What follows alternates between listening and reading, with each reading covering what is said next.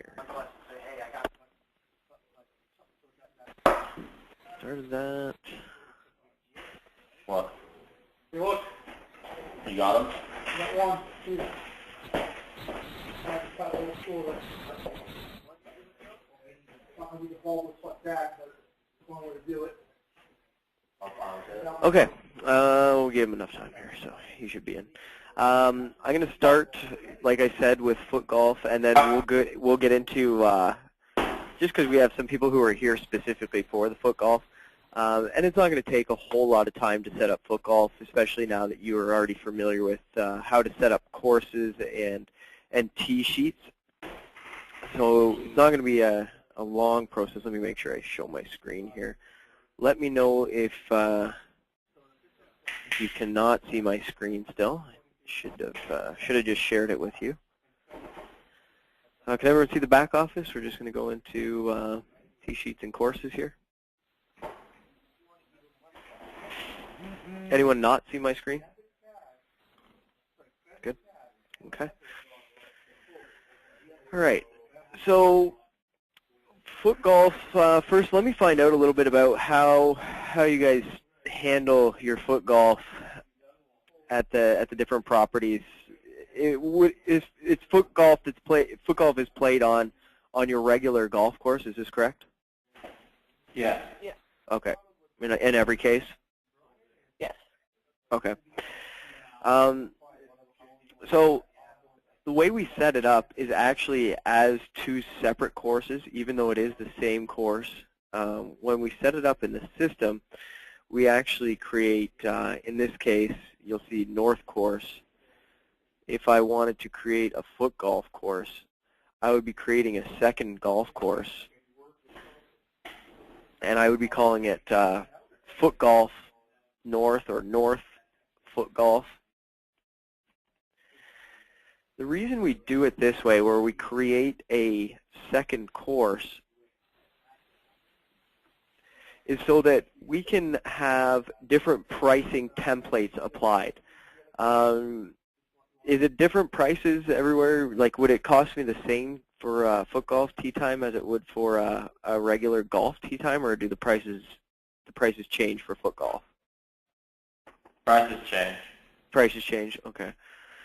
So the other reason we do it with a separate course is so that when you have these courses up on the web portal, it will say foot golf, and they'll have the opportunity to book a foot golf time as opposed to just a regular golf time.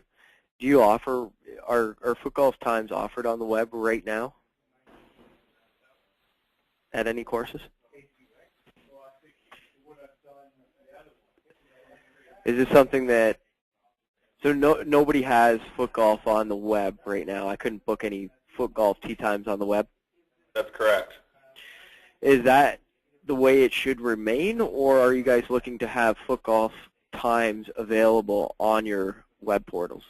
It'd be nice to have that as an option. Okay. Okay.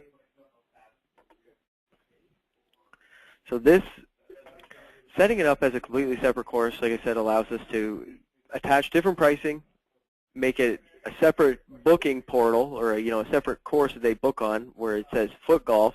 So when they book on that, they know that they're booking foot golf. They know it offers them the different price that you set for foot golf. And the way we integrate it with your golf course is we copy the tee times to the golf course and indicate them as foot golf times. Okay, so very similar, or it's almost the exact same as just creating a separate course as if you had like a 36-hole configuration. Some of you had to create new courses. Others, with just the 18 holes, have not had to create this new course. But when I come in here and I just hit clear, give my course a new course ID, make it, I just use this template, this GC002 ID, but you would want to make it something like Metro Foot Golf or something like that. And then the name you're going to set to whatever your course name is, and then indicate in the name of the course that it is a foot golf course, so that when they're jumping back and forth from different tee sheets, you're going to see foot golf, or see that it says just the regular golf course name. It also will help identify that course as the foot golf course, like I said, on the web portal. Okay. So we're putting it on the same course, so it's going to be the same tee sheet. Just using default in this case. I don't think there's been any setup done. I'm just using Metro Play System in here, so I haven't used this one. So I think this should be a fresh start, and this should be obviously with yours, you're going to have a little bit more set up in the courses area. You should have by now, and I've gotten most of the checklists. I think most people have all of their templates completed and golf prices completed. So you'll see obviously a bunch more seasons down here in your courses. I'll be able to, just as I did with my regular golf course, go in to create my foot golf rates in golf price templates.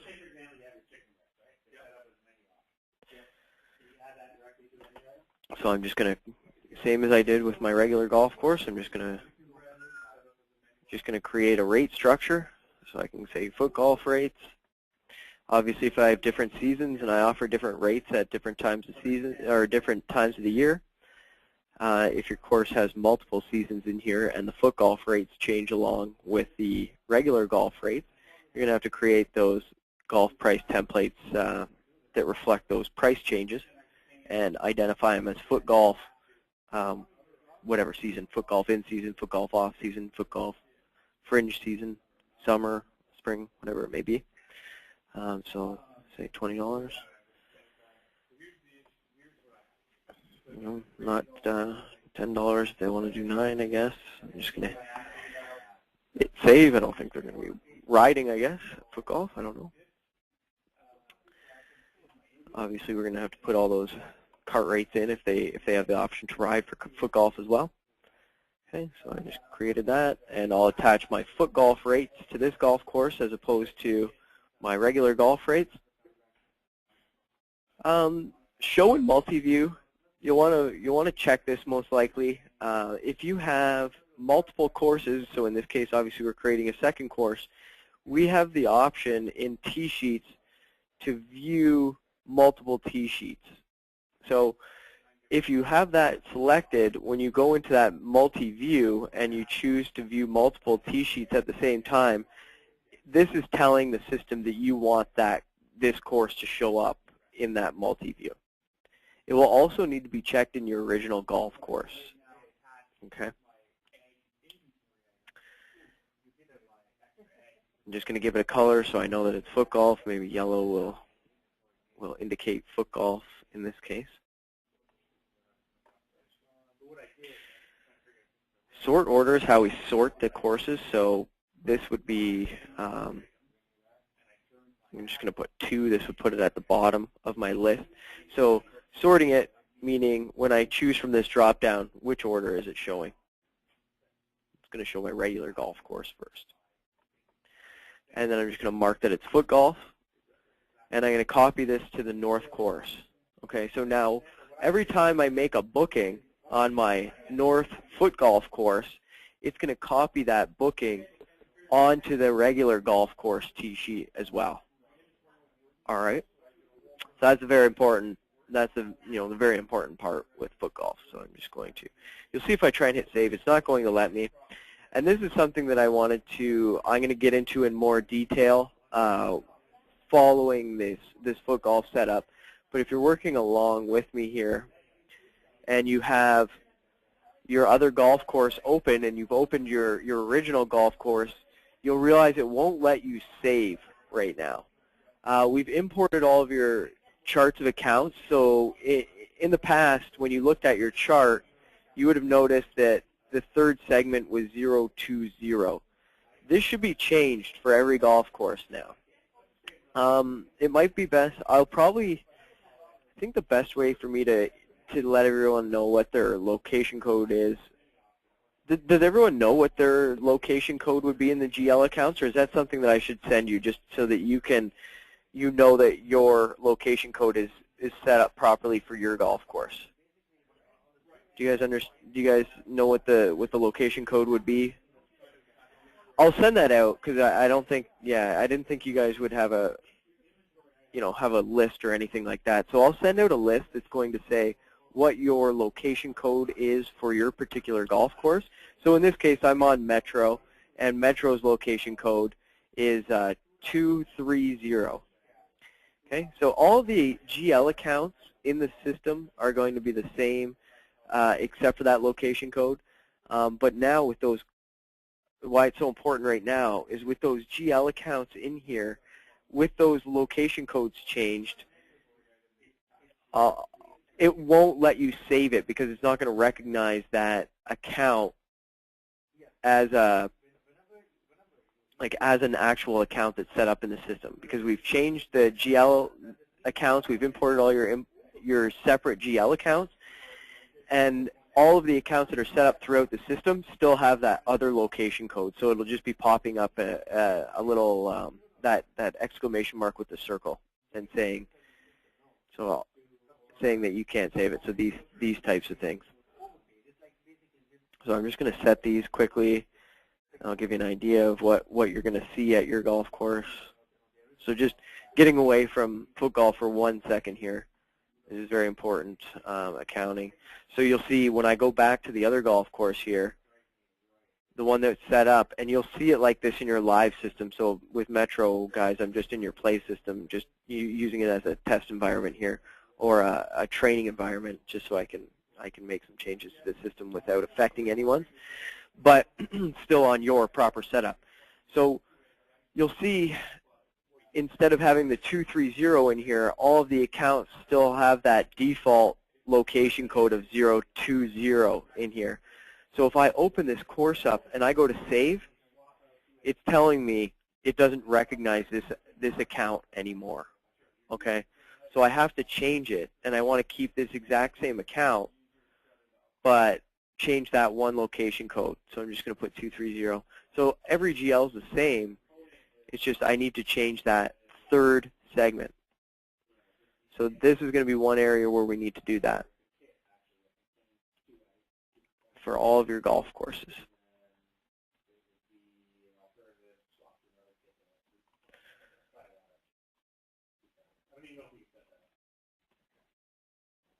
So you'll see if I open this up,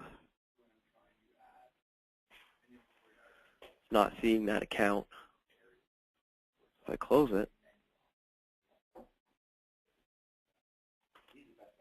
I can go down, find that account, and there's the exact same account that is still in the system, but with the proper location code of 230. Okay?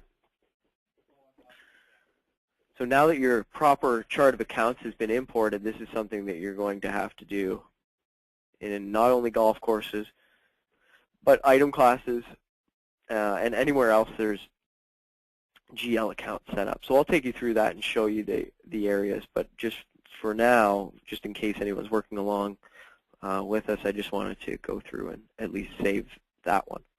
Okay? So Metro, you're going to need to do the exact same as I just did in your play system, in your live system now. So once you see all these, it'll let you save that. It's recognizing all the GL accounts, and your GLs will be properly set up now. So we have the appropriate GL accounts for Metro set up. Okay? For courses at least. I'll take you through the rest of them once we get finished up with foot golf. But that's important for even the general managers. We're in on the second series. We got through everybody's GL accounts this morning, so everyone will have their proper location codes and accounts set up now. Okay, which wasn't the case yesterday. All right, so I've set up my second golf course, and it's important here to copy all of the settings from your original golf course over to the foot golf course as well. So I'm going to need to see all of these different checks, I can jump back and forth. So north, I see that we allow crossovers, yes, allow 9-hole web bookings, enable player, auto lookup. These are all just standard settings, so I just need to make sure that I'm checking all of these off. If you allow the web bookings, so this is one that was standard for all the other golf courses, but if you're not offering the web bookings for foot golf, then just don't check this one. Okay, just gonna save those changes and see what else I'm missing here. So it looks like these 3 are checked. Okay. And then same thing with the from email address. This is going to be for your email confirmation. Let me just take a look quickly at, we won't have an email verification in here. Let me just take a quick look here if there's anything golf specific here.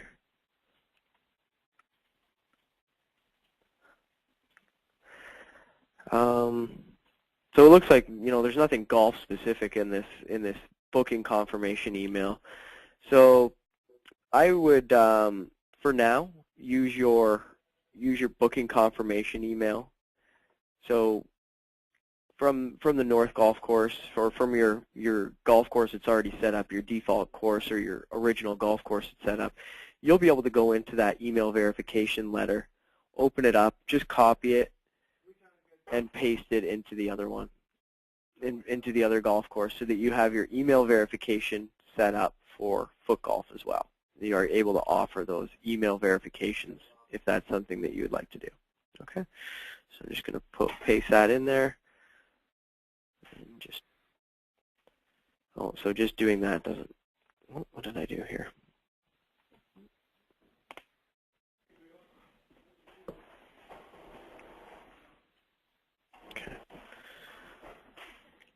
Get that out of here.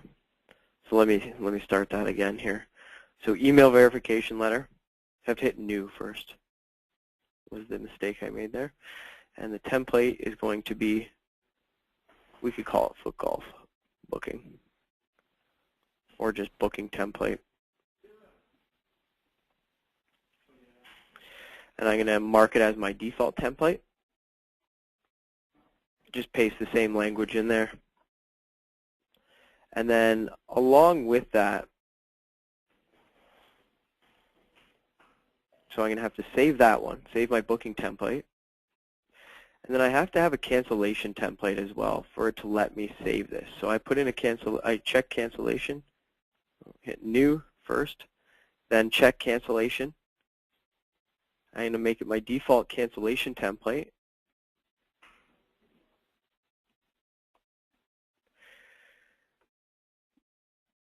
And then I would, I'm just going to put something in there to save it for now. So it's the same as my booking template, but I have something in there at least, so I can save this. Oh.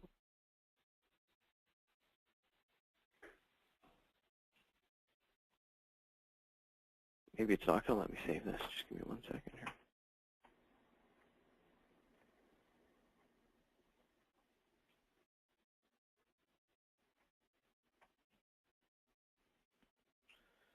Oh no, we got it saved. Just gave us an error message there.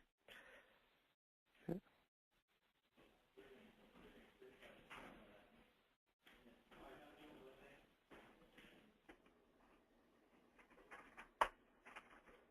Yeah, it did. Okay, so I'm just going to go back to my cancellation. No, so it's the same thing. So I'm just going to open my original golf course up again. And the reason I had to put something in there, because it doesn't let me save without that booking and cancellation template both plugged in and both saved. So it's just a little bit finicky, and we didn't have to deal with that in the first golf course setup. So creating a second golf course, because we do need to load this email confirmation in, it's something that you will have to set up. With the first one, we already had the defaults built in, and you just had to save your just punch in your phone number, and that'll be fine for most golf courses. But if you're creating the foot golf course, or for any other courses that would have multiple golf courses, then it's going to be important to do that as well.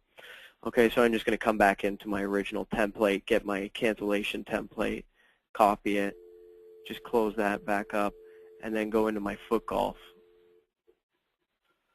Back to my foot golf course, load my cancellation template. So it's the exact same. I'm just going to erase it and then replace it with my cancellation template and just hit save. So the finicky part with it, and the reason I had your email verifications loaded up in the first place, was just because of that booking and cancellation. So you have to make sure that you create a booking template, save it, and create that cancellation template, save it, and then hit save for your email verifications, okay? It won't let you save it without having that booking template created and having it set to default. Having that default is important. Okay, so we're going to check booking template. We're going to create that booking template, make sure that it knows it's a default template, save it, and then jump over to cancellation template. Make sure that it's set to default as well. So this is going to be the default, but for cancellations, and then it'll let us save those. Okay, so it can be a little bit, finicky with getting them to save if you have nothing already in there. Okay. So it could be a little bit tricky. Just maybe mark this spot in the video just to remind yourself what time this one's at if you get stuck on something like that. Okay. The rest of it's pretty easy. We're just going to finish copying our regular course settings, so everything's going to be the same. Just marking these. Just save them. The other thing you're going to have to copy is your sunrise, sunset settings. I forgot to mention this for the people who are with us that were on yesterday's T-sheet meeting. I forgot to mention this, but it is set to the default's just set to San Francisco right now, and I think this is fine. It's actually, I think AT&T Park was the GPS locations here. So if that's close enough to your golf course for the sunrise, sunset settings, it just gives you a time is all. It just tells you on your tee sheet what time when I hover over the sunrise and sunset settings. So it's going to be important for some of the courses that aren't in that Bay Area to change that latitude, longitude, so that this sunrise, sunset, so those sunrise, sunset times are fairly accurate. Okay. So it's basically just creating another course and replicating those settings from the original golf course over to your foot golf course. And then the only change that you need to make to your original golf course is to copy the golf bookings over to the foot golf course as well. So it creates that blocking for the foot golf course. So now when I book a tee time on my regular golf course, it'll indicate that on the foot golf tee sheet so that you can't double book that slot with a foot golf and a golf time. Okay.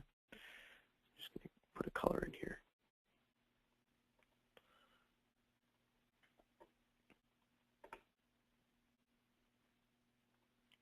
So I'm just going to save my new courses.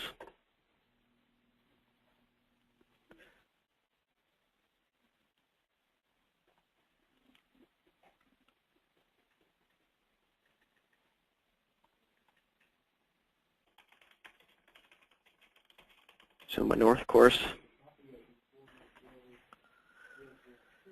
create a booking here. Yep, this is a brand new database.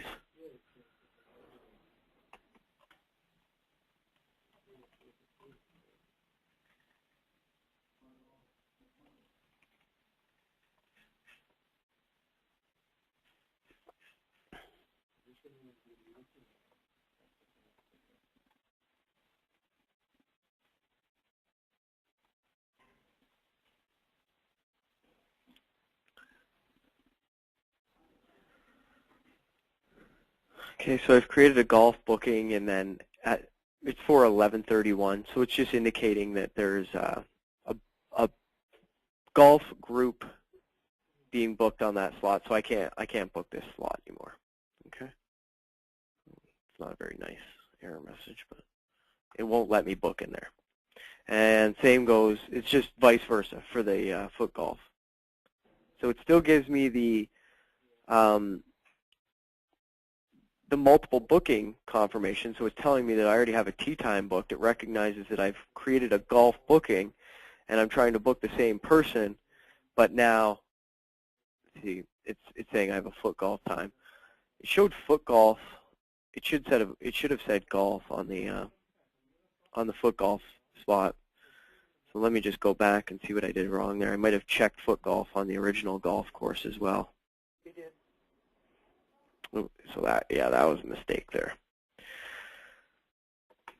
Okay, so this, if I open this, I checked this, so it's telling it it's foot golf. So if I save that,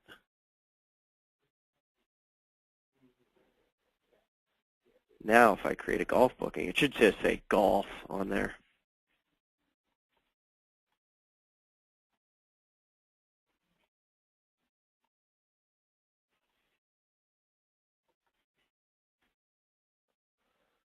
$12.11.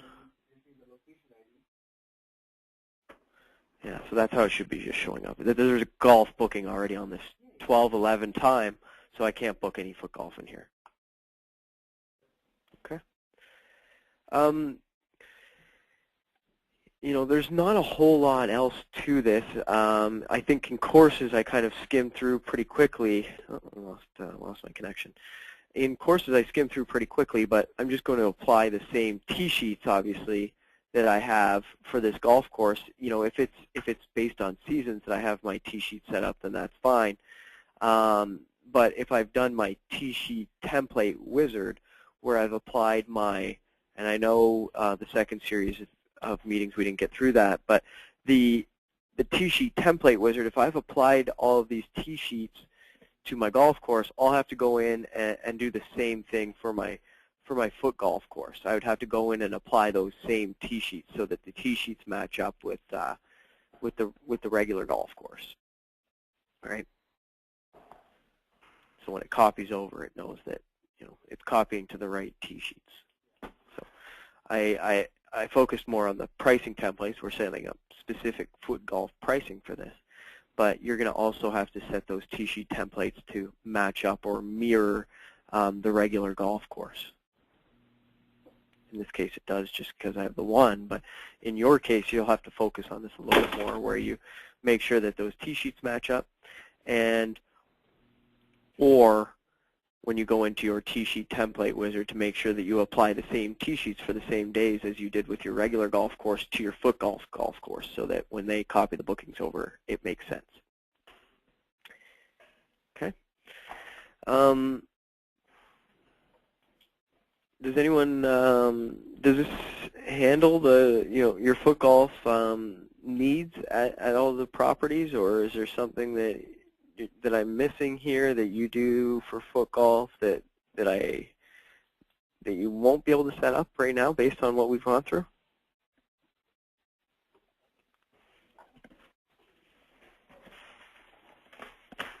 That's basically how everyone handles their foot golf. Is this how it would be handled in your system right now, type thing? I think it's a little different right now. I think most people are just booking them on their regular tee sheet. So okay. You know, it's slightly different, but I think it makes sense and should work for us. I mean, you can do that. You can still book them as a regular tee time and, you know, make a note or something like that on there, but then it doesn't give you the ability. You'd have to have different pricing set up for foot golf pricing, where you'd set up like a price level or something where you could change the pricing for that foot golf time. But this at least gives you the ability to put default pricing in there with having that second golf course set up. It gives you the ability to have your foot golf default pricing all set up, and then specific price levels for, you know, for foot golf if you would like. You could, and then that way when you put if you wanted to put your foot golf times on the web, it's going to show the foot golf pricing as opposed to your golf pricing for those particular times, for those particular reservations. It's going to say that it's foot golf, and it's going to say that the different price because it is foot golf.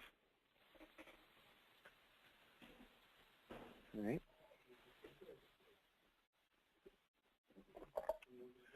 So no foot golf questions. That should be pretty good. Everyone's pretty comfortable with, you know, should work. Okay.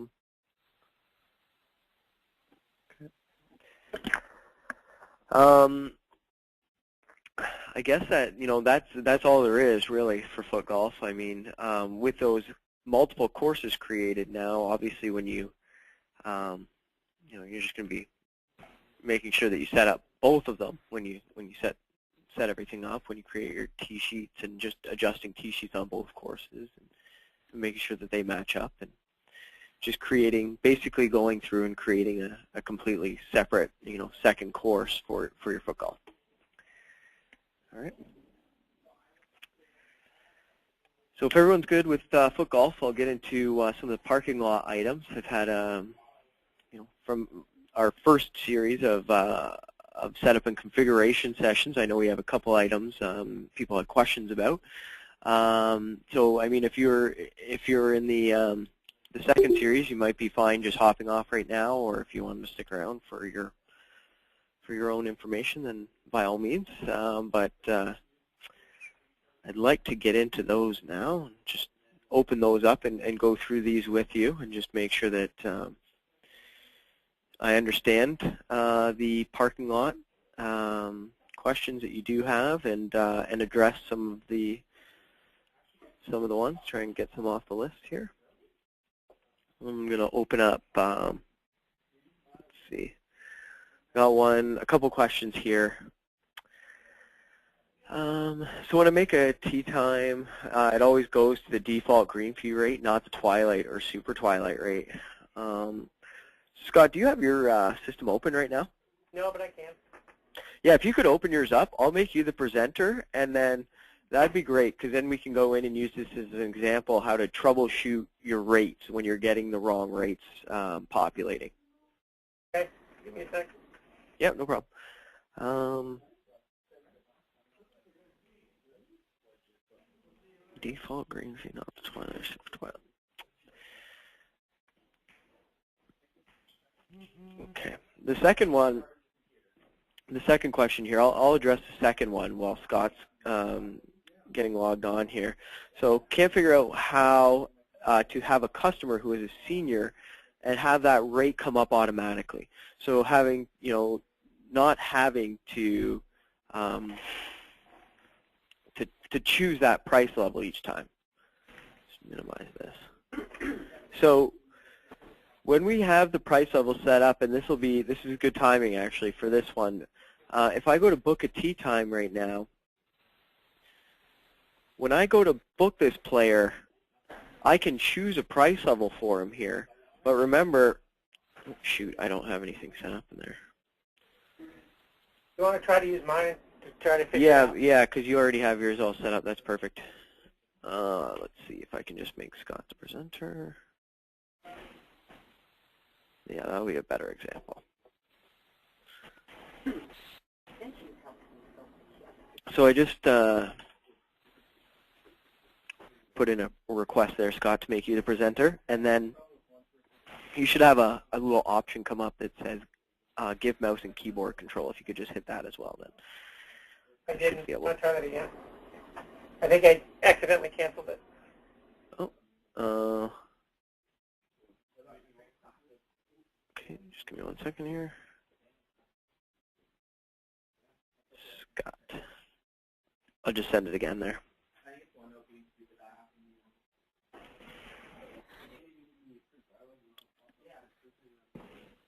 Okay, so I have a thing that says close your confidence windows, which I did. When ready, show my screen. Yep, there we go. Okay. It should ask you now, or it should be up as an option in the GoToMeeting toolbar on the right-hand side. Yeah, so I've got green on the screen, so we should. Okay. Can you see it? I can see your mouse going. Yeah, you can go ahead and, yeah, I don't need to control it actually. I'll let you control. So yeah, open up your T-sheet there, Scott.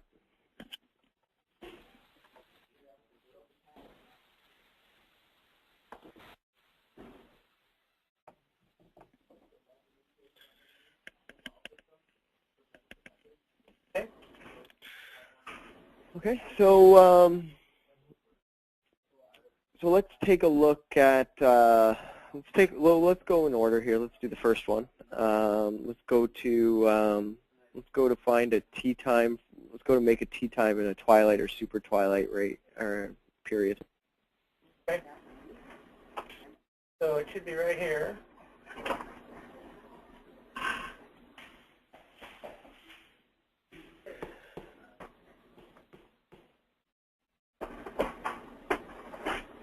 This is supposed to be a twilight time here, Scott? Yeah, it is. Okay. Okay. So right away, it's not showing up properly, obviously. Like the T-sheet template, maybe we don't have the proper.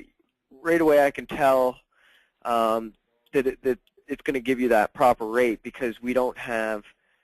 If it was a twilight time, it would be showing up as that darker blue color or purple color, right?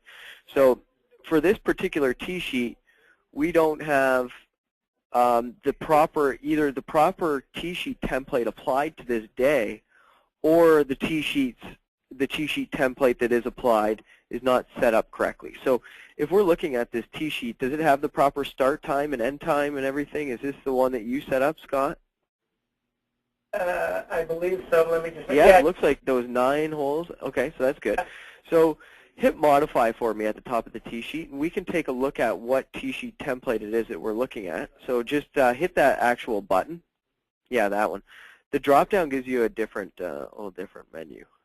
But when you click the actual modify button, it'll allow us to actually change this T-sheet template, or it'll give us the password here is just access. ACCESS in all capital letters. And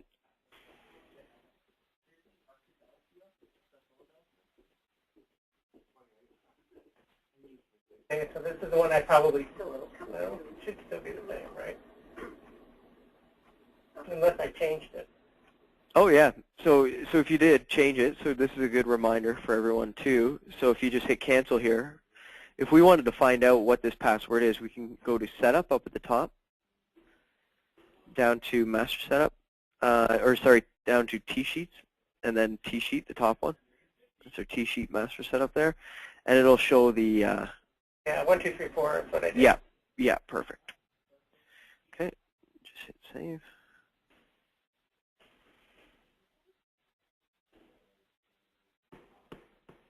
Okay. So we can either template ID, lost logos. So if you hit that drop down there where it says lost logos, so you just have lost logos and lost logos winner. Okay, so that's good. So this is the proper one. What we could do here, Scott, is, if it was the wrong T-sheet template, we could change it, but we can also just see what template it's using. So obviously, looking at it, it's using that lost logos T-sheet template right now. So in here, in this modify T-sheet, we can actually designate those T times as twilight or super twilight using those checkboxes down in the bottom right-hand corner of this window. But that's only going to apply it for this particular day. Okay, so this is probably something that you have. This would, be something that you need to apply to a larger date range. So the reason we're coming into this modified, it is for larger time. I thought I did. If I go. Yeah. So. Yeah, exactly. So now we know that it was using the lost logos one. So we pull that up. So, yeah, just click on that one. Whoa. Okay. So this one, it looks like the T-sheet template's set up properly now. So if you just hit save here, So we may be able to just go to this T sheet, and under that modify it would let us do that. But so since we've changed it, we need to go in and go back to our setup, up to setup, the top one there, and let's go to our T sheet template wizard and just apply those changes that we've made to that T sheet template to the specific dates. So now that it may have been that it was changed after the fact, like after they were applied to these different dates. So if we choose that template ID again, so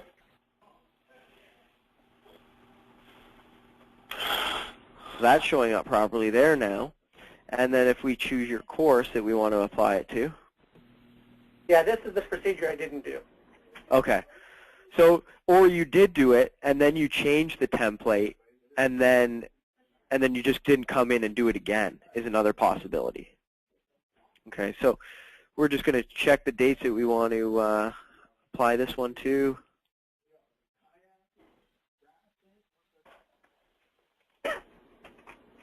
So this is good for those So this is GMs that went through the second session. so I have, because I have winter also. So this one's actually for like my in-season. So this should actually be from here to here, and then I think what you're telling me is I have to do the other one too then, right? Yeah, well, you might have to do the other one as well if it was, I mean. And hit save, right? Yes. And while we're in here, you might as well do the other one. Yeah, exactly. Because I think the wrong one was, so this, sometimes it'll see it shows not responding. It just takes a while because it's doing, when it's doing a larger date range, it'll just take a little bit longer. So you always have to give it a couple seconds here. I find with these, this is one where it'll go gray sometimes, and it'll look like the system's frozen, and it'll say not responding up at the top. It's actually just working to apply those T-sheet templates to that large date range. And I actually had another, which didn't get saved, obviously. Enter. Yep. Because I had one for fall to cover the other part of it. A fall one as well. Okay. So I'll just have this one be. You can plug it in there for the time being. It doesn't take much to just create a new one if you need to.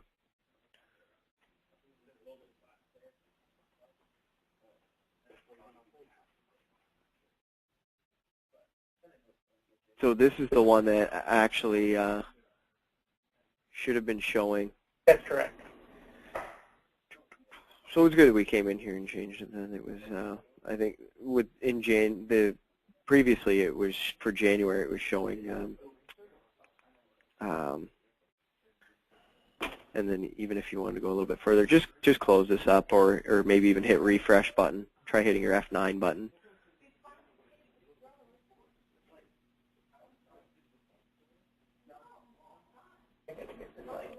F9 didn't work. Sometimes you just need to close it right up and open it as well. So let me go back to just close everything up and start over again. Yeah.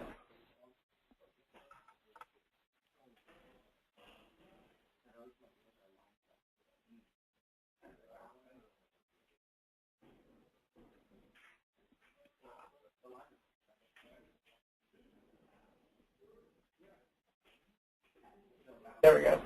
There we go. So plug a tea time in there now, and let's see. Let's just make sure that it's coming up with the proper twilight rate.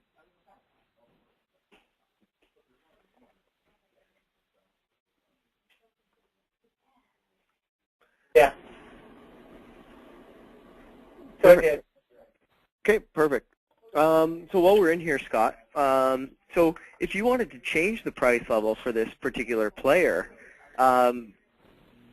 I know we show, so changing it in here, like from that drop-down menu under price level, is going to change it. Oh, we don't have any price levels. Did you set up price levels, Scott? Yeah, and I thought I did. Okay.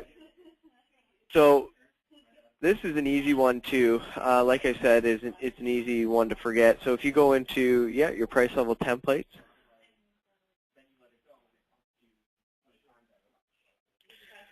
Yep, so we have junior, default, senior, yep. So junior, it's just junior and senior, Scott? Yeah, and default. Yeah. Okay, yeah.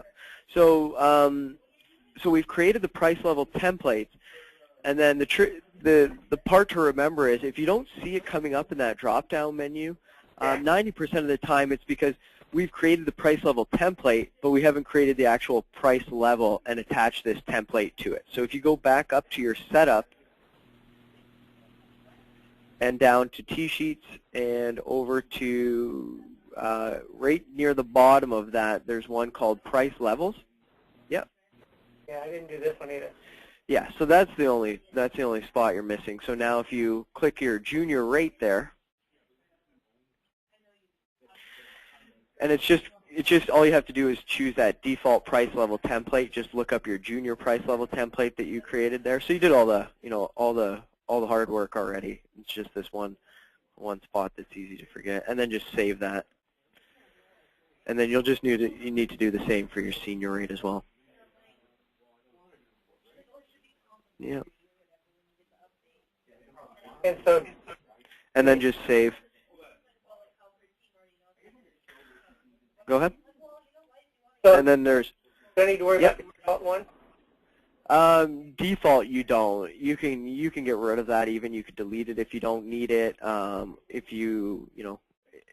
default is just the one that was left in there. Is that right? Or Yeah, that's the one that you guys had originally. yeah. So you could just leave that one.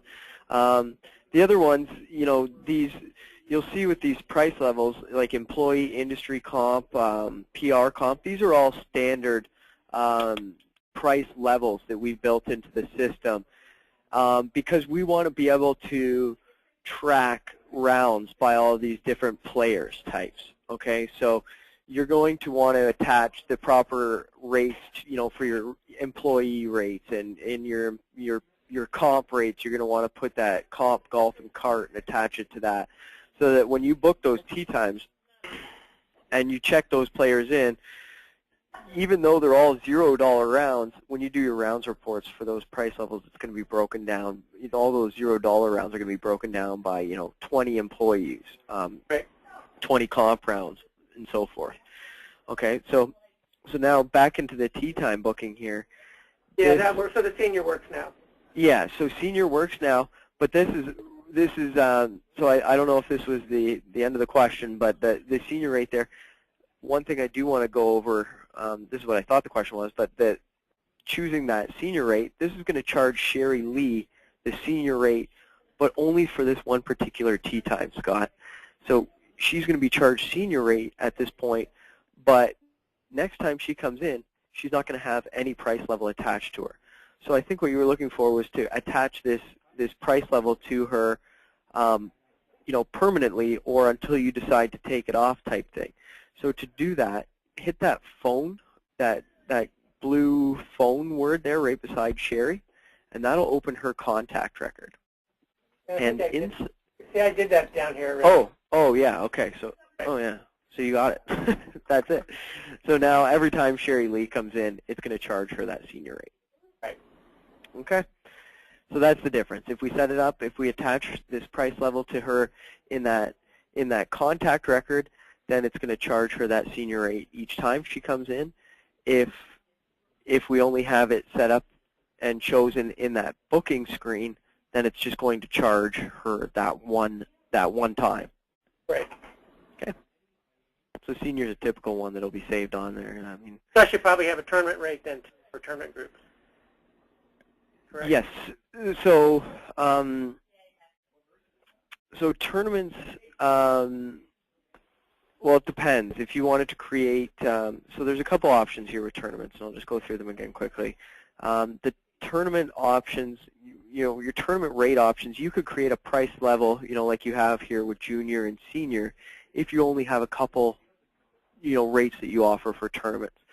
But if you have 100 different possible rates, you probably don't want to create price levels for every different tournament rate that you could possibly offer. So what we set up in the system was that tournament peak round or tournament off-peak round, where you can attach that comp, golf, and rate. So when you check in that at tee time, it's going to charge them $0 from the tee sheet. But then when you get to the actual POS, you're going to have a button, an open price button, that you can set the price of that green fee and change the quantity of that green fee. Right. Okay. So it's up to you. If you only have 3 or 4 different rates that you offer for tournament, you do tournament rate $25, tournament rate $45, tournament rate $35, and then it's easy. When you book that small group, you're just going to choose that appropriate tournament rate. The only difference is if you have like 100 or so rates, you're going to want to use that tournament price level that's set to $0. Check them in, send them to the POS, and at that point, click the open price green fee rate, put in the amount that you want to charge them, and change the quantity, and then send them to the payment screen. Okay, so a couple different options there, depending on what type of,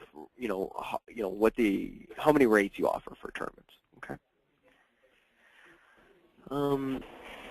Hey, Logan, this is Keith from Riverside.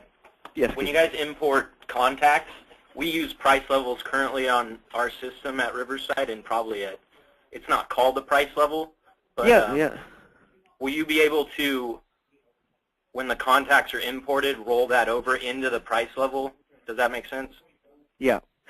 Yeah. So with your import, Keith, I'll just get you to indicate which price levels that you want to attach to the different players, or we'll just translate which ones.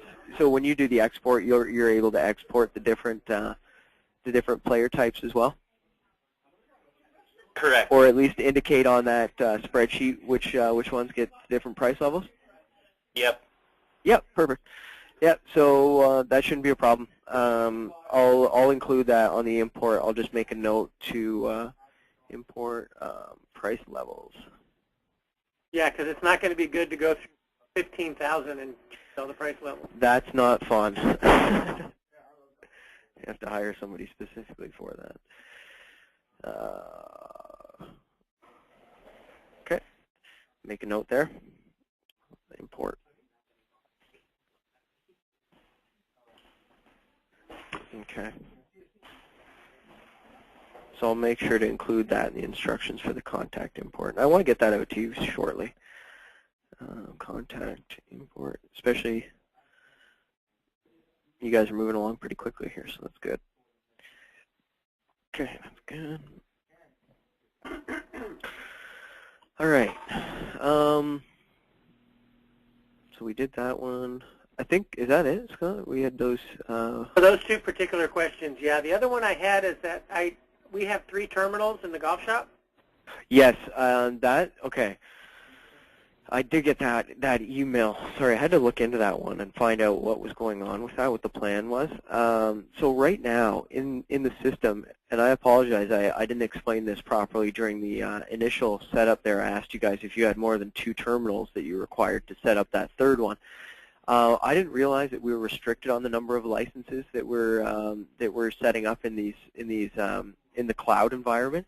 So when we set it up, it's just a default number of terminals that they put in to get everybody started. So with those default terminals, we don't have the actual number of licenses set up properly in the cloud. It's more so just to get you guys set up and configured, and we'll be able to do that except for those additional ProShop terminals. So if you require more than 2 ProShop terminals, or food and beverage terminals for that matter, it won't let you create more than 2 in the cloud. So once we get your Totally Golf applications placed onto your physical server, we'll be able to set up the licensing properly, and then at that point you'll be able to add that additional terminal. So it doesn't allow you to create additional terminals. It does it all based on licenses, and so that's the only reason you weren't able to do that, Scott. And as soon as we get it onto the physical server and your licenses are all loaded properly, you'll be able to do that. Okay. All right. So yeah, sorry about that. I didn't know that either. So okay. So that goes for everybody for food and beverage and ProShop. You'll only be able to set up the 2 terminals at this point. Okay. So just so Logan, just a question. So sometimes, Yeah. so in the back office, I have to open up a terminal or open up a register to do something. Is that going to still be possible also, or do we always have to do it on one of the terminals in the golf shop? Or will you be able to do it in the back office? For putting through like a charge? Yeah, it's usually just to do a correction of somebody not closing out correctly. So there are tools in the back office for looking at end of days and making adjustments and things like that, but most of it is done at the POS. Okay. But you're able to look at it and identify, different problems and pull up reports and kind of troubleshoot from the back office. But if you have to make like an actual correcting transaction or something like that, you'd have to get them to just do that in the POS. Okay. Okay. Okay, I'm going to open up. I'm going to open up the next one here. I'll make.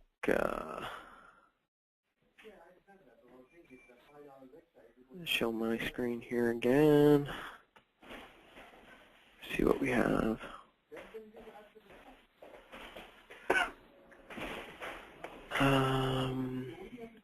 Go down the list here.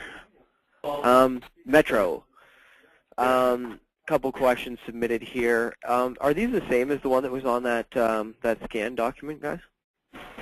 Yeah. That one, I'm just not sure if it was legible. Yeah. It's the same items as we had on the PDF here. Yeah. Okay, perfect. I thought so. I just wanted to double check. So yeah, like with these parking lots, yeah, this is exactly what we're looking for. This is perfect. So this first one, green fees and cart fees combined on the T sheet with certain groups walking is not an option, and carts are built into the fee. Is there a way on a T price template to designate a cart required? Okay, so with this one, and let me show you what we have here for options for cart requirements. So if I go into courses, and I'm not sure that this is going to solve your problem, I just want to show you what we have here. So if I go into courses, under course day setup, I have options in here to either default to automatically select a golf cart by checking these boxes. And remember, this is only for this one particular course. If it was for both courses, I'd have to do it for both courses. But I also have the option to require a golf cart. Okay, I can make sure that this golf cart is a requirement and save this at this point. The problem, I think, with this in regards to that question is that it sounds like it's only certain rates that you offer that you are required to take a cart. Is that correct? Correct. Yeah, it's not an option to walk. And if it's a $25 rate, it's not, and we charge you $10 for the cart, and they decide to ride, it's not $15. It's $25, so just a flat rate. Whether they walk or ride. Correct. Okay. So your options for something like that would be to, and you may have to just run this by accounting, but you do have the option to just put your entire rate into that green fee and put that $25 rate in there when you choose that particular price level and have $0 going to the cart. The only problem is your revenue recognition would be off. You're not going to have the cart revenue allocated to the proper GLs. It's always going to be going to that particular, to that golf revenue account. Is that going to be a problem, or? No, I think what I might do is just as I'm setting up the price template, just put cart required maybe so the starter will know that they need to charge the cart or include it. Yes, yes. So that's the other option is to put cart required or CR or something and explain to your staff if it's a price level that does have that, always check off that golf cart as an option type thing. So Okay. those are your options for that one. So I don't know if Logan, can he also package? So create an item that Monday through Thursday, package it with the green fee and the cart fee, edit the price? You could do that. You could create a package for that particular green fee if you wanted. Okay. Yeah, you could do that. You can create a package if you want to get into creating packages for something like that. And that way the dollars will go to green fee and cart fee. Mm-hmm. Your revenue would be allocated correctly that way. Just using that coupon feature as a package.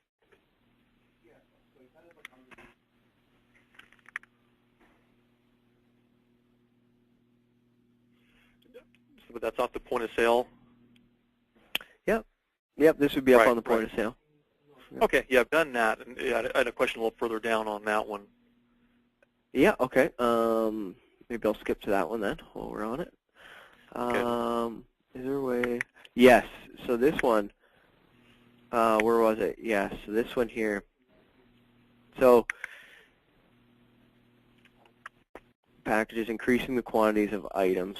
So the rental sets come with 2 sleeves of golf balls. I was only able to add 1 sleeve. Okay, so that is a limitation in our setup right now that we have. Because we decided to not use unit of measure schedules, we are limited to only choosing one particular item in this. When we create a package, we are limited to only choosing the item one time, unfortunately. I can't choose the same item twice, so I can't take 2 items and add them to this package. Okay.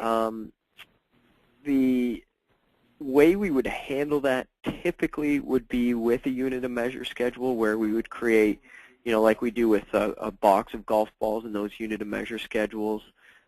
We would create one called 2 sleeves, and that way it's going to pull the appropriate number of items out of your inventory when you sell that particular package.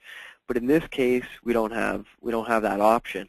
So for that package, you're going to have to sell that rental set and the single sleeve and add on the additional sleeve in the POS. So you'll sell that package, and then I know it's not the greatest solution, but it's the only way to make sure that we charge the right amount and have the appropriate amount come out of inventory as well.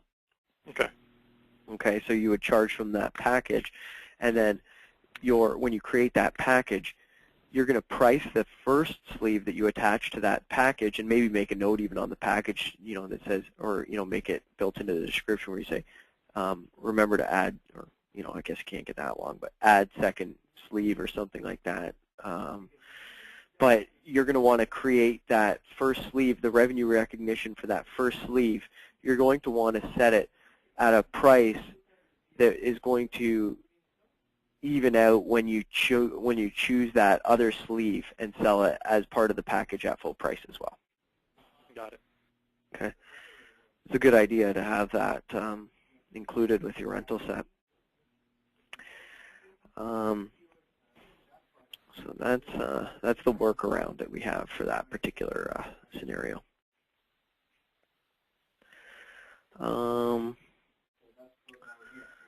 So number 8 here. So credit book,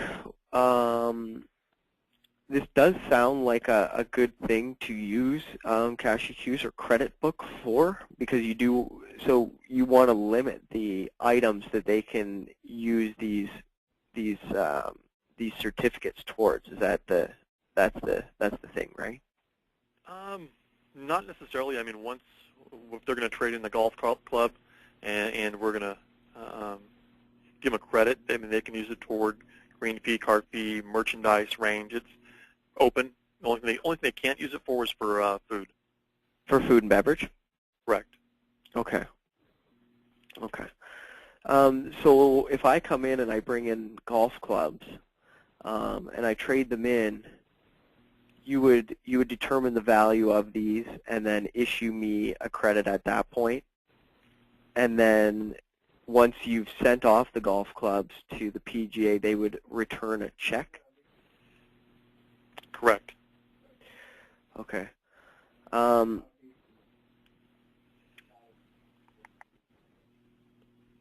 Okay.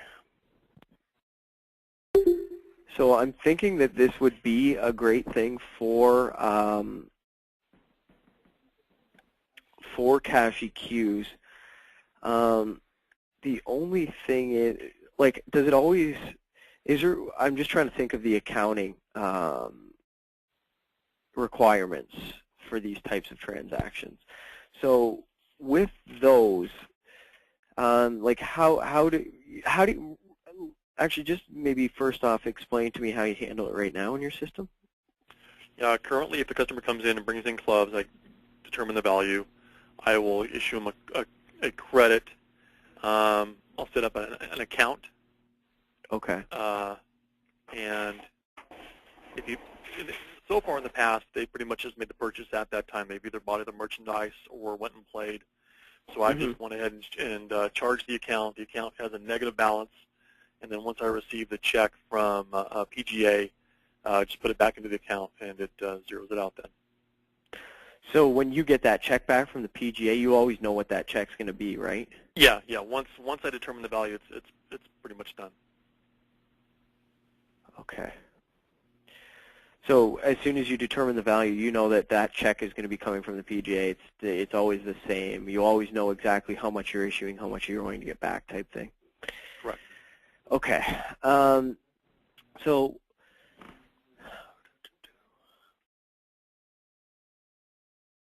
I'm just trying to think here, because when we set up those cash EQs,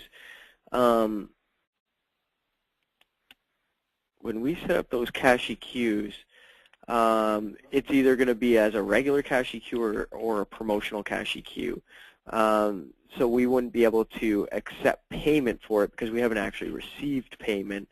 So I would think we would have to be selling it as a promotional cash EQ, hitting a certain GL, and then, like, do you have a specific GL set up for something like that, or?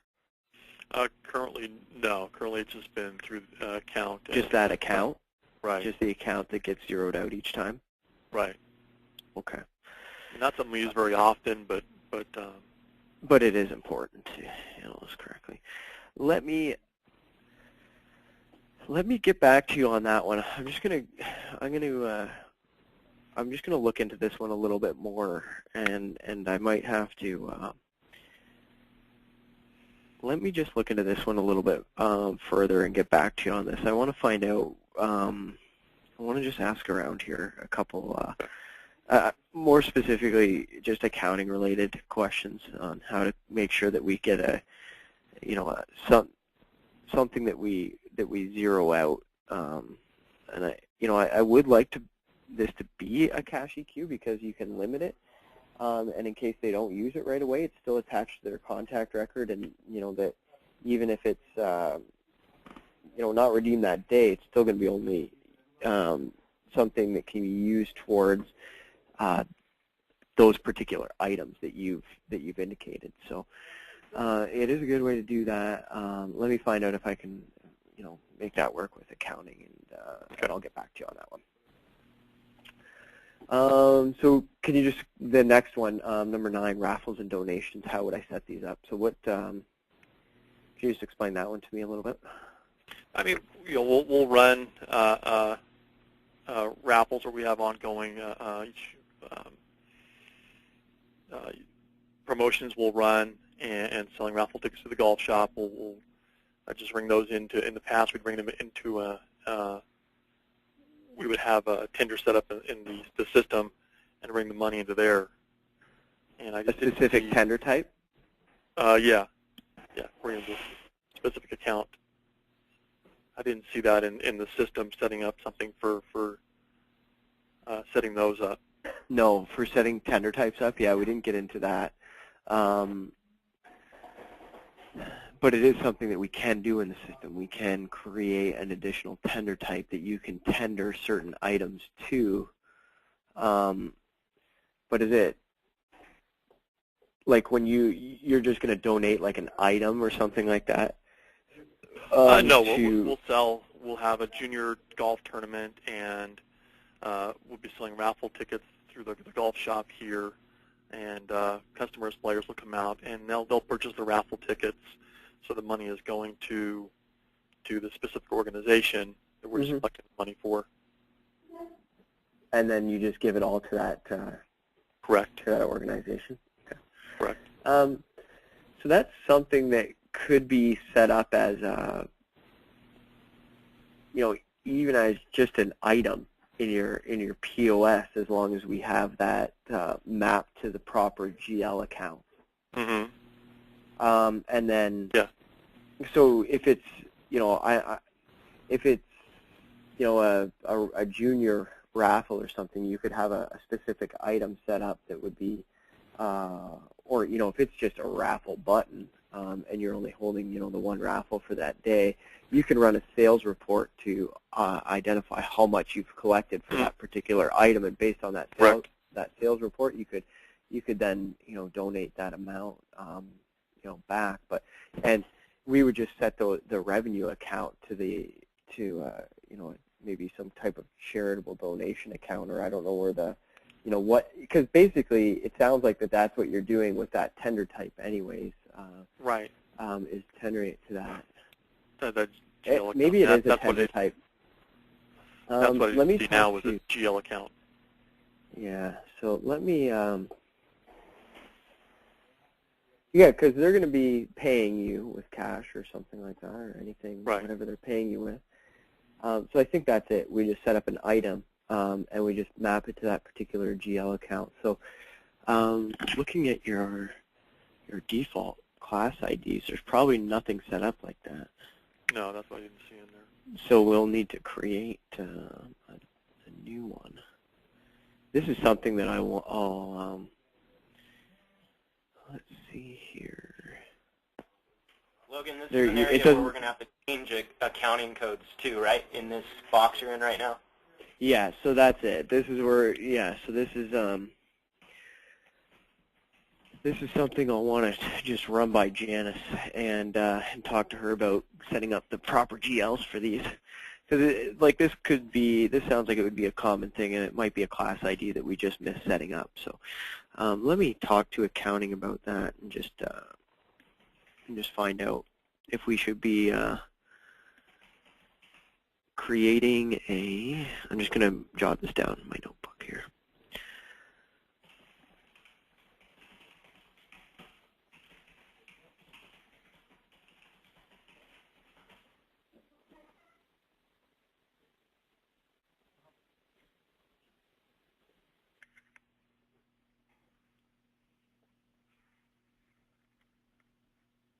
Okay, that's another one that I'm going to have to, I'll have to find out if that's the way that we want to handle it. And if we do just create another class ID, I think that's probably the best way to do it, because then, we just create a, charitable collections or something like that, class ID, map it to those particular GLs, those whatever GLs that we'd be holding something like that in, and then it would just be, we just have to make sure that we write that off at, at the end of the year or whatever it may be. So let me get back to you on that one. Let me follow up with accounting and see what the best way to handle something like that is. Some of these are good because they're widespread type things, so this is something that we're going to have to find out for everybody. Okay, so I'm just going to highlight that one as well. All right. So is there a way to add text for a specific item? If a customer purchases a meal ticket, currently a description of what the customer is entitled to and how long the ticket is valid for is explained on the receipt.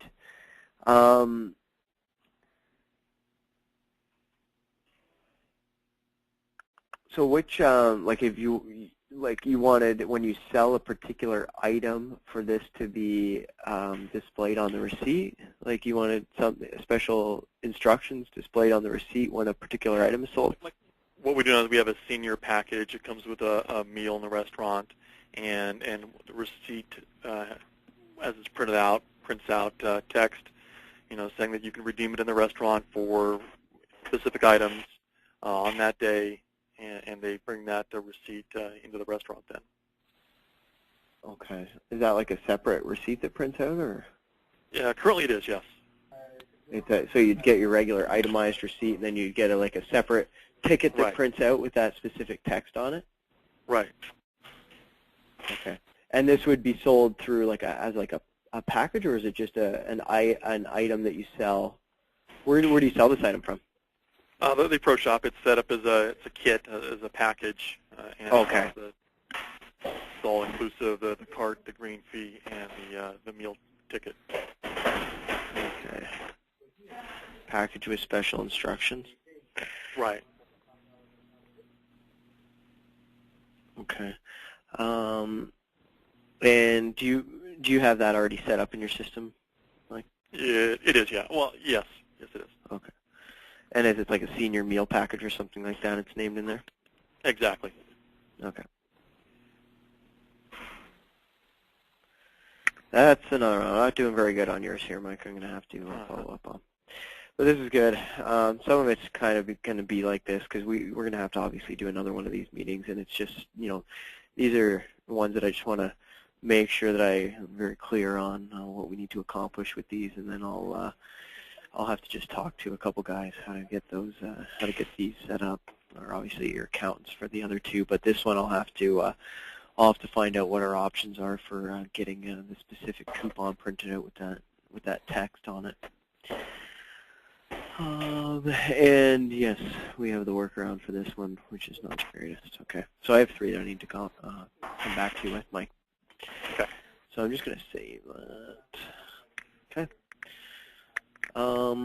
Anything else that came up that wasn't listed on here that you want to go through while we're on the phone? No, that's it. Okay. Okay, so I got a couple to follow up on you with, and when I do, everyone else on the call, I will make sure that everyone gets these answers too. So because even though it might not come up in yours so far, it may be something that you you need to know down the road, or maybe right away right now. Okay, so I'm just going to close that one. Hey, Logan, this is Keith. Back on that inventory item classes, can you go back to that real quick? Yes. Before you finish up. Can you show everybody where they're going to have to change the location on the accounts? Yes. So when you open these up, so if I open this up in this instance here, as soon as I open up beer, someone will be right with you. Sales tax, non-taxable, but over on the right-hand side, accounts. So you'll see, even if I go to save this, Keith, Yep. this one's tough to see, but there are these warnings going off over on the right-hand side. I mean, because it's right up on the right edge of the screen here, it doesn't show up properly, but it is telling us that these are not the appropriate accounts. So I'm just going to back 230, and I'm just going to have to copy that specific location code into that GL account for each one.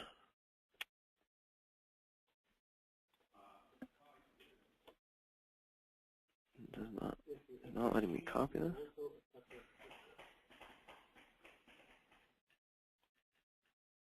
Oh, it's not copying that properly for me.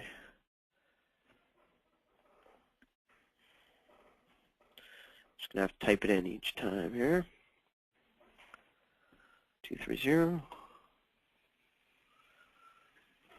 230. So unfortunately, we have to do this for each class ID in each account.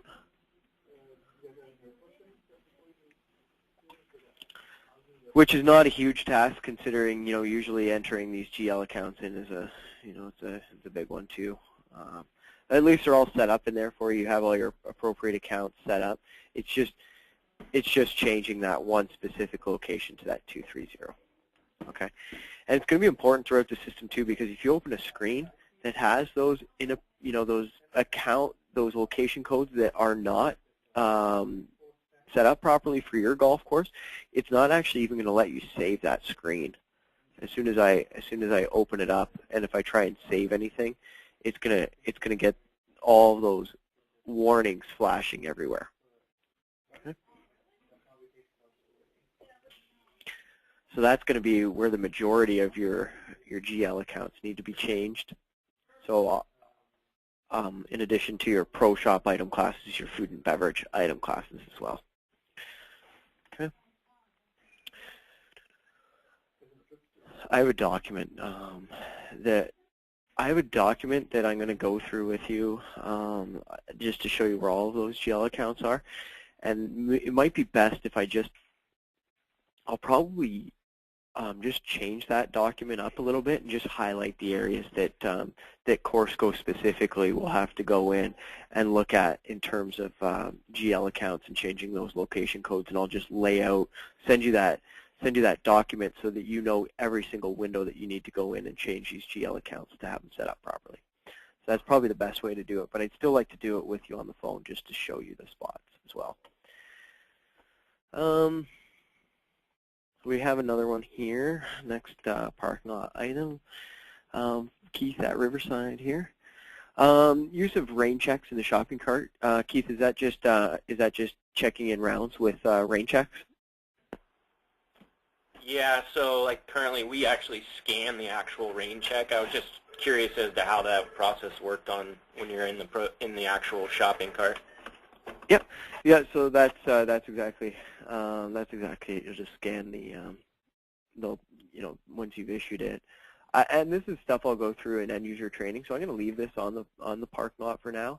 It is part of our end user training, but it's the same. It'll just be you get they bring in it prints out on a receipt on that thermal paper, and then they'll bring that in with them, and it'll have a barcode on there. And as long as you have your barcode scanner, you'll just scan that barcode when you're in the order screen. So with a check-in from the T-sheet, you're going to send it to the order screen. Scan that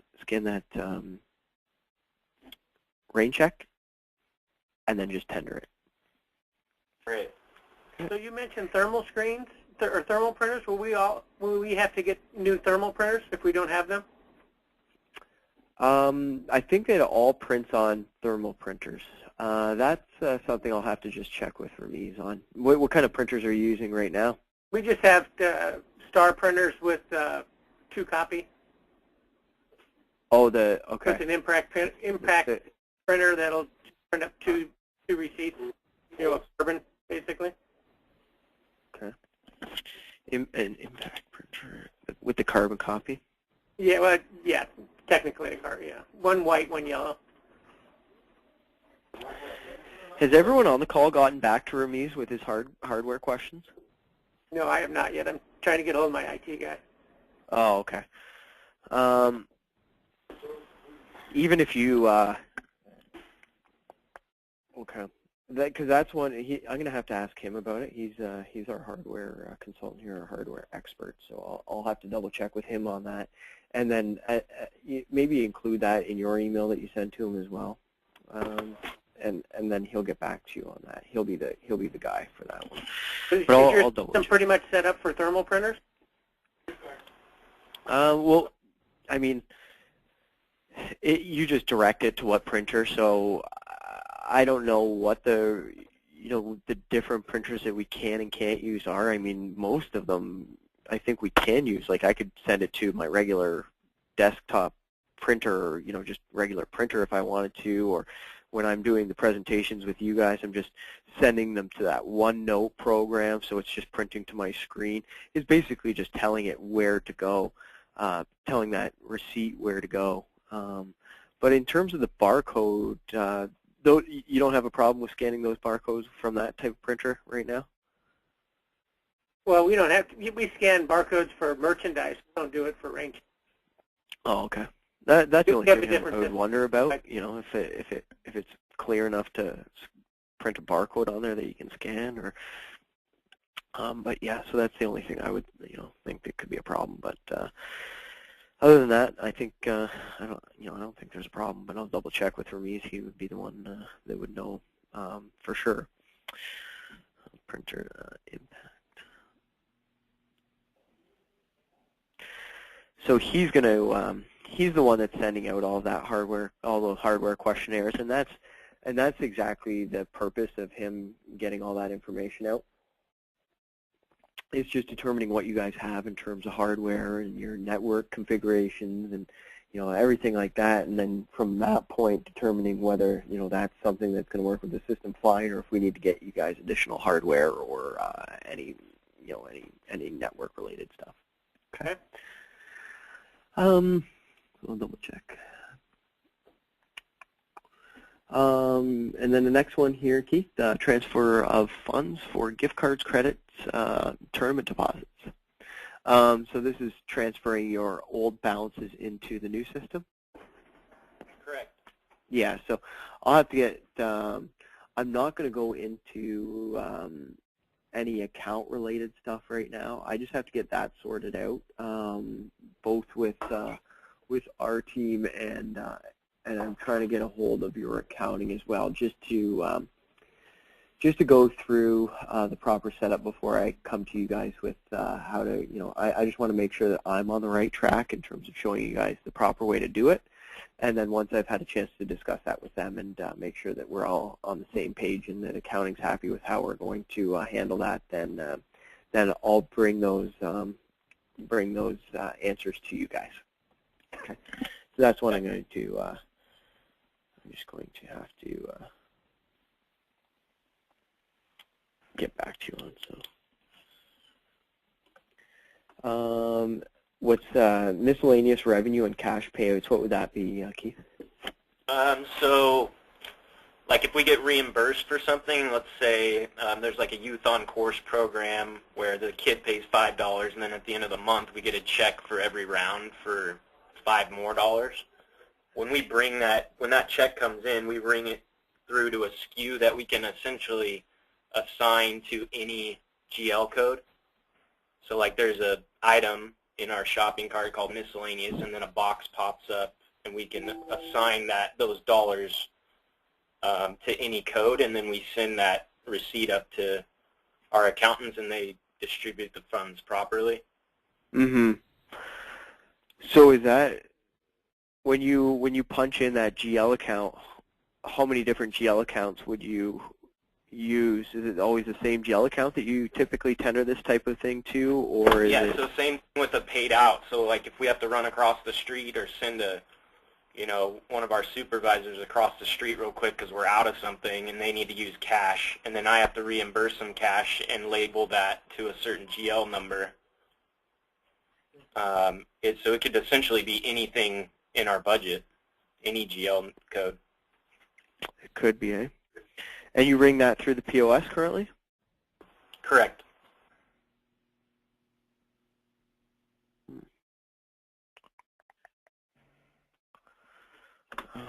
Okay.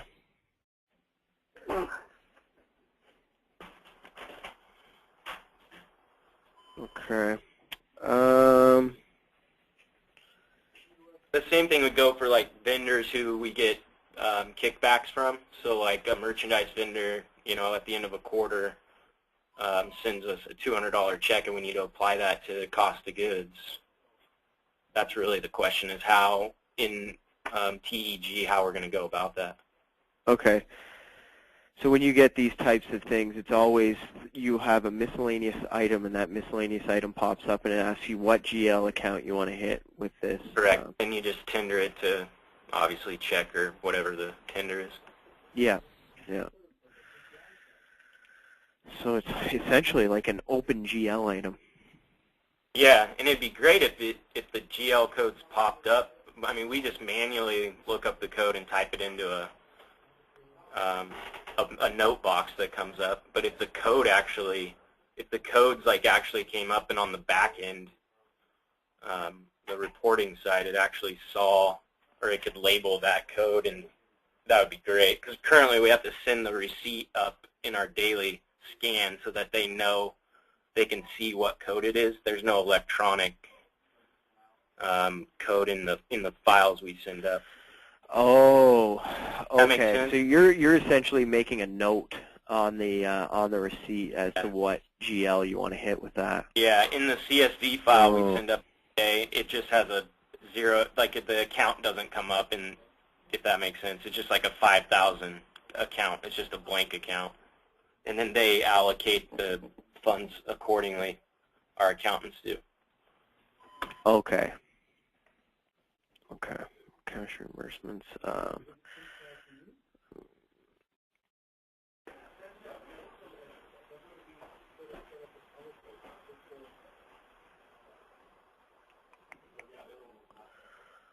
Let me write down a couple more examples here. Cash reimbursements.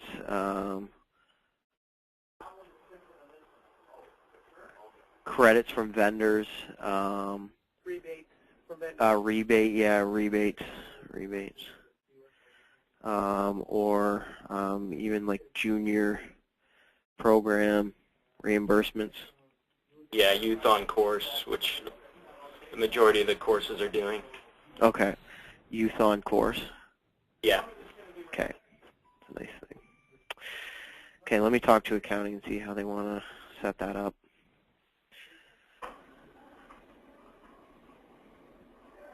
So typically right now you'd sell an item, you have a specific item set up, and then you just make a note on that receipt as to what GL it should be going towards, and then accounting makes an adjustment in the back Correct. to make sure it hits the right one. Okay.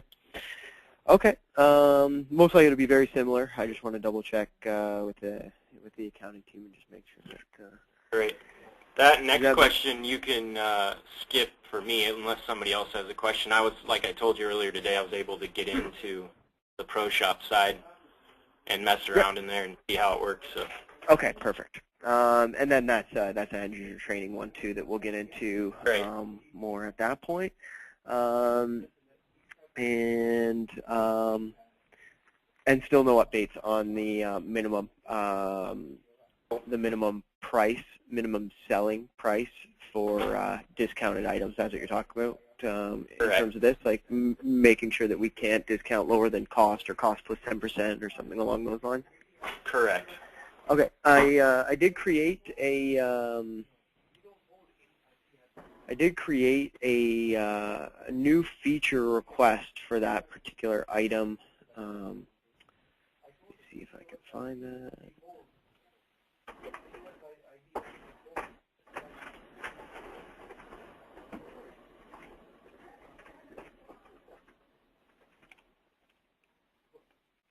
Just give that to you guys. So that, I think it's 1540. Would like the ability to limit the amount that a product can be discounted based on product cost. So yes, I've created a tracker item for that, a new feature request. So I'm going to give you guys the item number for that. It's 1540. And as soon as I get a reply from our dev team for a what the possibilities for putting that feature into the system are, I will let you guys know, and or you guys and Course go as well.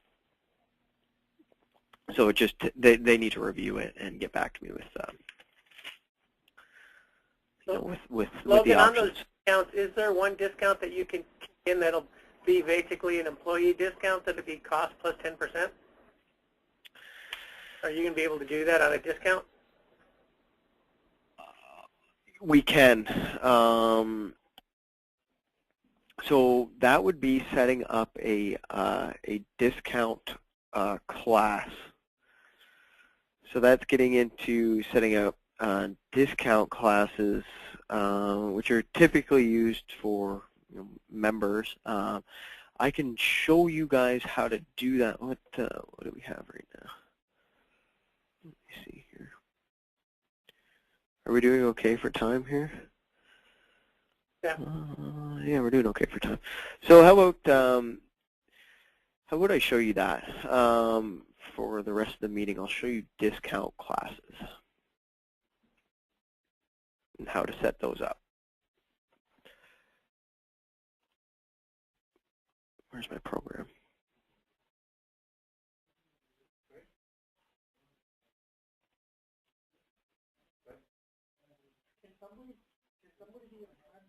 Somebody have their system open?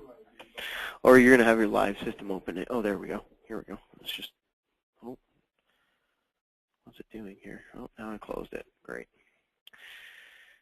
All right, just give me 1 second here.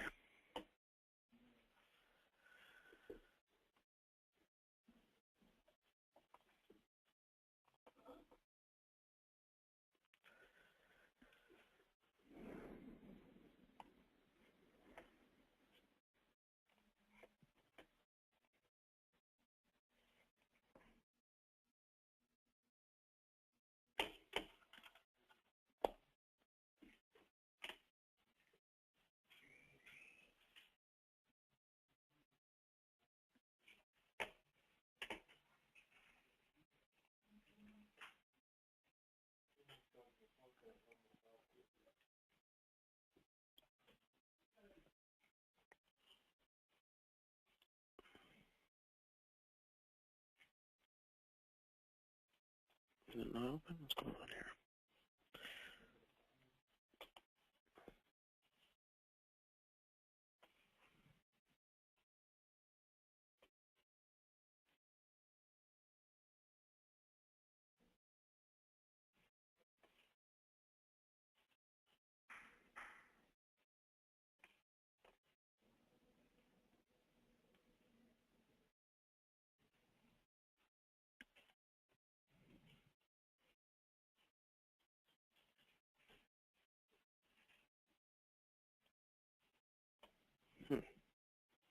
Anyways, I'll just use this one for now. So this one won't be exactly the same as yours, but so member services. So this is a member services part. We're going to go under setup, over to member services, and we're going to be looking at discount classes. Okay? Can everyone see this okay? Am I showing the right screen? Yep. Yeah, okay. All right.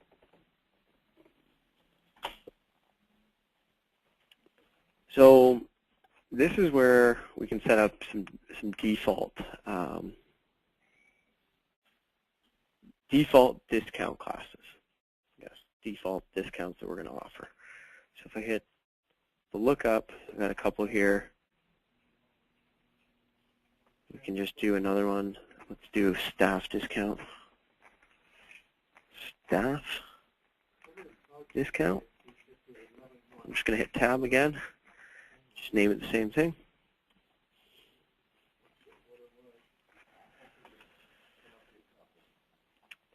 So here you can set, on top of cost, I can say 10%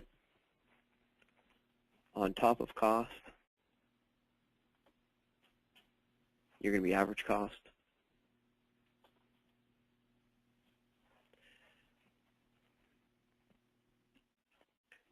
And not have to worry about the segment setup. But the bottom part here is what we're going to decide that, what we're going to say that these staff members can receive this discount on. Okay, so I'm just saying I'm going to give them 10% on top of cost as a staff discount, and then I'm just going to push everything over to the right-hand side that I want to include. Or just holding down Shift and clicking down. If I go all the way to the bottom, hit Shift.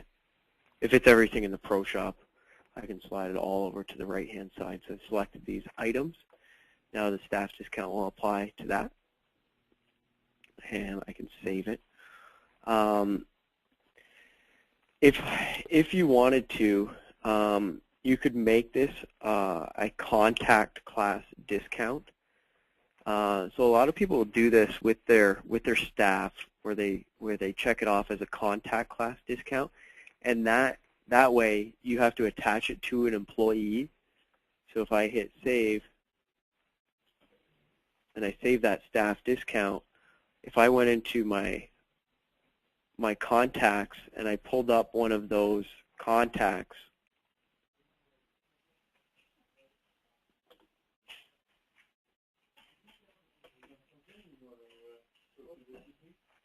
so if I went into Art here, his contact record, I could go over to classes, and oh, where am I here?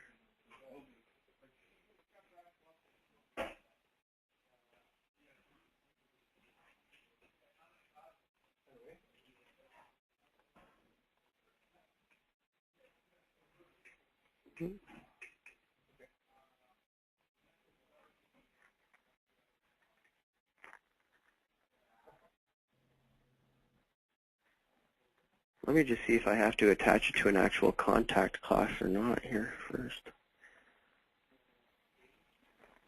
Just give me 1 second here. Let me check with this. I thought I could just attach this right to a player. Just give me 1 moment here.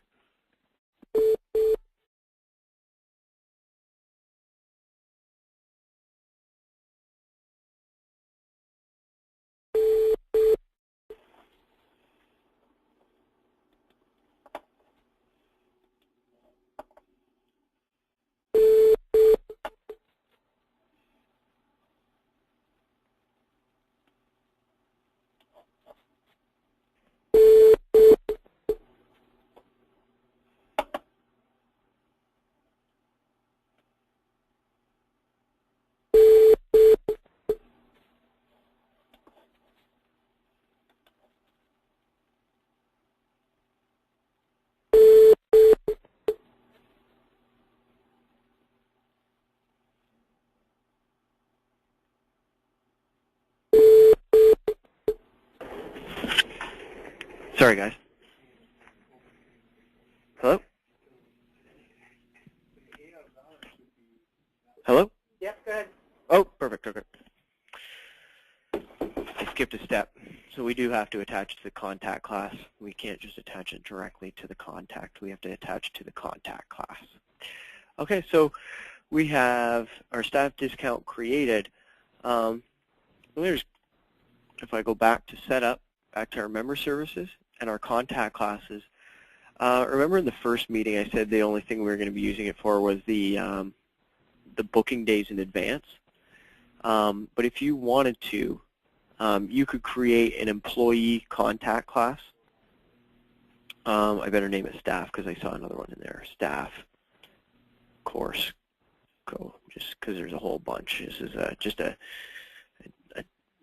like basically like a testing database that I'm using. So there's a bunch of stuff in here. So staff course go. Staff course go. So same thing with booking days in advance. I would put my staff booking days in advance in here just to keep it consistent.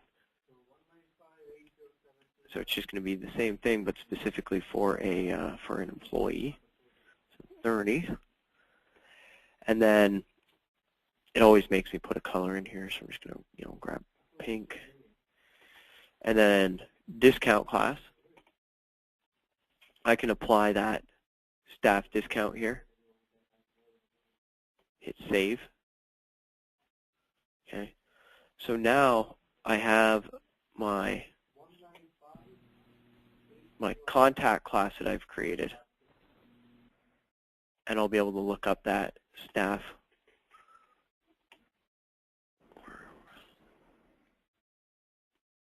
course go. Just choose that one and attach it to that player. Okay. The reason we do attach it to that contact class, a lot of discounts or discount classes, or a lot of discounts that an employee can get, or any different contact could get, could be maybe they get 10% on top of cost in the pro shop, but staff also get 50% off in food and beverage. So maybe they get 50% off of their food and beverage meals. So let's do staff meal as another one, another discount class. I'm just going to name it the same thing. and then I can say 50% off.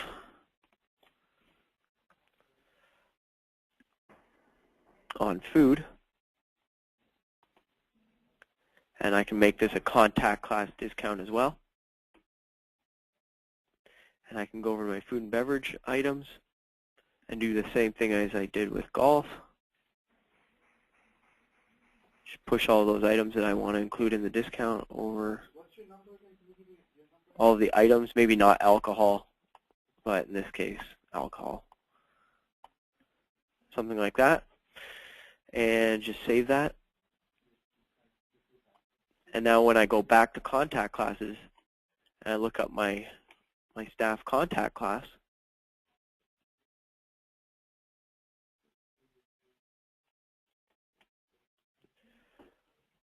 I can attach my staff meal discount to this as well. So now, having both these discount classes attached to this one contact, it knows because this is a staff member, if he's trying to buy, something something from the pro shop, I have this staff discount set up. If he's trying to purchase something from the food and beverage, it's going to give him this discount that we've set up. Okay. So just hit save. And then I'm just going to go into my staff contact records and attach those contact classes, that contact class to the appropriate contacts. Okay.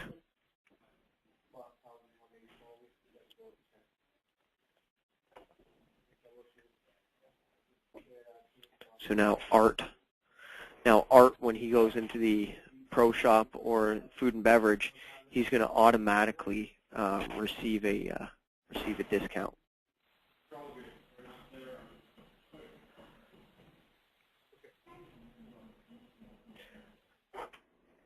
Does anyone have any questions on that one? Is that kind of what you're looking for, Keith? Yeah, that helps. It still won't. It does help. It just still won't. The employee could still sell something at zero. Correct? It doesn't block that. That's kind of what we were trying to get towards. But no, this absolutely helps a little bit. Yeah. At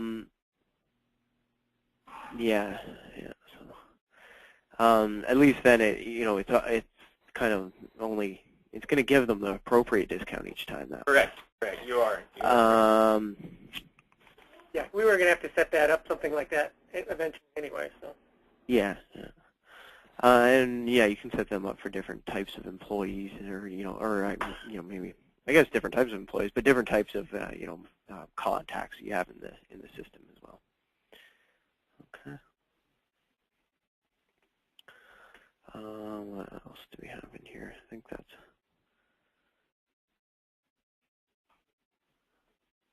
really it.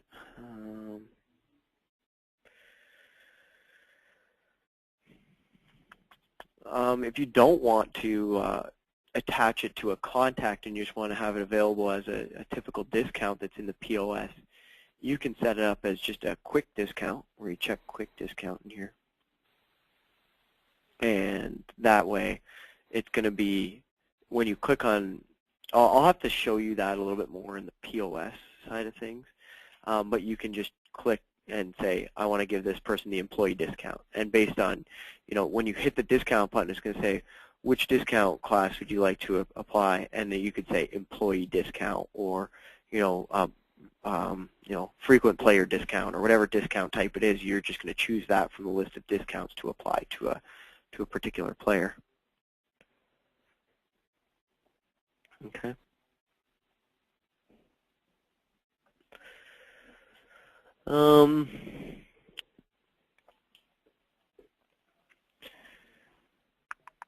Trying to think in terms of discounting. I think that's really it. So those are your options for setting up two different discount types. So either choosing it from a list that you could apply, to different transactions, or having it attached to a particular contact for when they come in to make a purchase.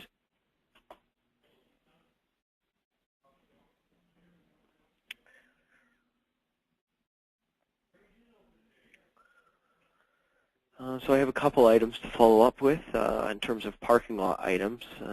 There's obviously still a couple that we need to sort out. But in terms of progress, everyone's moving along fairly well. I know, Keith, you're moving along really well. And I got sign-offs, I believe, from everyone on the call for T-sheets. So it seems like T-sheets are going along pretty well. Tomorrow I hope to have time to get in and just take a quick look at your systems, and I'll just look at your live systems and take a couple notes, make sure that it looks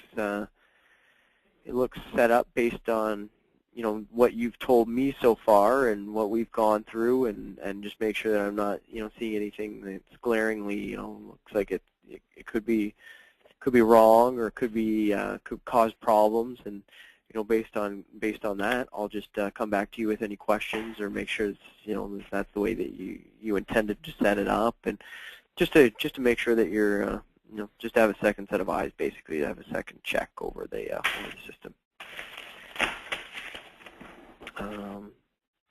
So based on checklists, I'll go through and double check those items. I'll just focus on the ones that you've checked off and signed off on, that you say that you've gone through the setup and completed it for those particular items, and focus only on those items. Obviously, I won't get into ones that you're in the process of.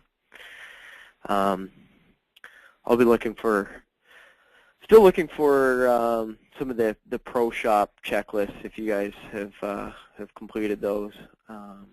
If you could send those off to me. I'm going to be putting together a status update for everybody tomorrow, so I can only do that based on the checklist that we've gotten so far. So if you have items that you've completed on the Pro Shop checklist, please send them to me, or I'll just put kind of, I don't know, haven't received any kind of confirmation or anything like that. I'll just leave it blank, basically, and say, I haven't gotten anything back from these courses, but these ones have indicated that they've completed this, and this type thing. Just going to put it all on one document just to identify where we're at in terms of progress for the first round of setup and configuration. Any other questions, guys, about anything really, like anything really? Have you guys heard at all from any of the other guys that are setting up T-sheets? I know we went through, the first setup and configuration session with them yesterday, so we didn't make it as far as we did in our first meeting, but we completed most of the T-sheet setup. Anyone reaching out to you guys? Do you guys have your designated courses? Have they said ones that you're going to be working closely with, or anything like that? Yeah, we're all set up on those. I like the manuals that you sent out that are in that folder are very helpful. Okay, great. Yeah, some people. Yeah, we want to give you guys as many different ways to kind of learn the system as possible. Some people will all learn differently. I guess some that'll be more effective than the training videos or the actual training sessions, probably. So we want to make sure that we get everything. But you do have, like, they've said, hey, you're going to be working with this course, and this course type thing. Yeah. Okay. Perfect. Have they kind of reached out to you at all, or had any questions so far, or does it seem to be going pretty well? Or? Well, they just had training yesterday, so it's kind of hard to. They haven't been calling you to get into it yet. Yeah. I know a couple of them I've already started. I've gotten some emails about setting up users and definitely getting into the system and things like that. So good. Anything else for today, or I'll send out. We'll have to schedule another obviously review or parking lot follow-up meeting to go through the items that we haven't covered yet, and the ones that you haven't completed yet that you may have other issues come up from.